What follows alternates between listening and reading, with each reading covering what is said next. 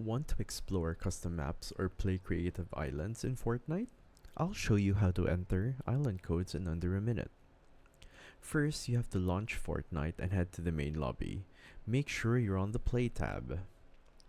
Click on the search button beside the Play tab. This opens the island or custom map selection screen. Now, look for the search bar at the top. This will allow you to search for islands or creators. Normally, if you know the name of the custom map that you want to join, you could just search it here. But you may also have the island code. So if you have the 12-digit island code, just click this and enter the code here. For example, let's take this island code. If you search, it will show the custom map that's related to this code. Now, you simply press enter and select, and then the map will load. You can simply click play to jump in as well.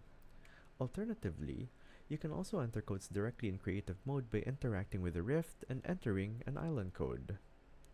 And that's it. Now you know how to access any custom map in Fortnite. Drop in and explore.